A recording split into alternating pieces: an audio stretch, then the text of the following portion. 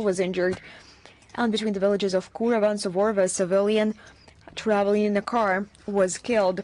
In Voronezh Oblast on October 22 of this year, a kamikaze drone raid by the AFU on the village of Andreykovichy led to the death of a local resident, and another person was wounded on October 23rd as a result of a drone strike on a civilian vehicle in the village of Novoyurkovichy. A woman was killed. On the night of October 26, as a result of the shelling of this city of Yasenovata by Ukrainian armed forces using HIMARS, a family was killed, a girl born in 2012 and her parents.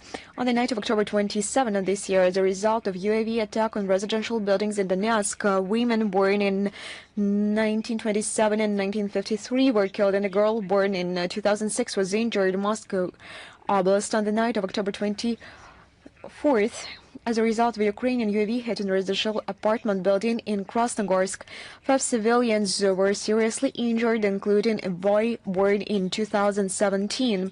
In Kherson Oblast on October 26 of this year, as a result of targeted shelling by the AFU of the city of Alashki, 4 civilians were killed. On October 26 of this year, in the village of Novaya Zbruyevka, an enemy drone attacked an ambulance that was on its way to a patient. Fortunately, there were no casualties. Of course, they will be punished for this. Russian courts continue to pass sentences on Ukrainian neo-Nazis. A mercenary from Lithuania, Pavelas Adomas Limontas, who participated in hostilities on the side of Ukraine, was sentenced in absentia to 6.5 years in prison. He has been placed on an international wanted list. Criminal cases have been sent to court against legionnaires who fought as part of the AFU from Colombia, Sweden, and Japan. And yet, Kevin Javier Ramirez, Eric Victor Hall, and Takao Tainaki, all 3 have been placed on the international wanted list. On October 23rd this year now, a few words regarding those who sponsor all of this and who pay for this bloody banquet the Ukrainian armed forces organize against civilians. So, on October 23rd, a meeting of the European Council was held in Brussels with the participation of Vladimir Zelensky, at which issues of continuing support for the Ukrainian project.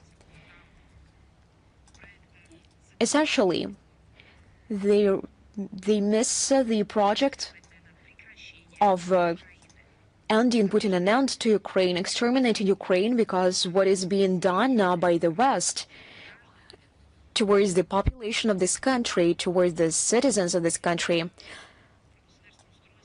I don't even mention the territorial integrity, economy, statehood. What they are doing with Ukraine can be called nothing but extermination of Ukraine.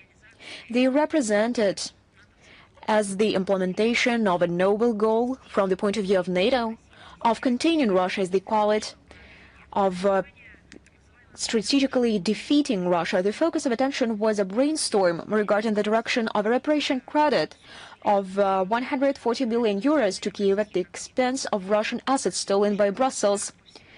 There are apparently no other sources left, and the friends of Zelensky are clearly not eager to transfer funds from their own leaky budgets for the cause of defending Europe until the last Ukrainians left standing. However, the EU members could not agree on the legalization of the theft of our assets. In this regard, the local publications operating in the European Union mentioned that if you managed to hide the fact that the outcome of the discussion, here is the quote, again raises questions about the fragile support for Ukraine from the European Union.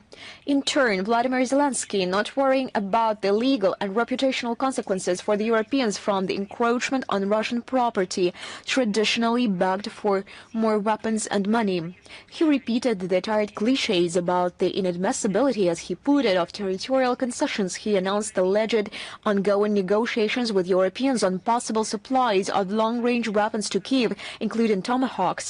In this context, attention was drawn to the calculations and assessments of the Kiel Institute for the World Economy, according to which Kiev annually requires around 80 billion euros to keep its pants on, literally. On the average monthly volume of support for Ukraine by Europeans in July-August of this year fell by 43% compared to the first half of 2025, taking into account their contribution to the initiative to purchase American weapons as part of ensuring the priority needs of Ukraine. In Western expert circles, it is believed that in reality, the volume of assistance has decreased by 57%.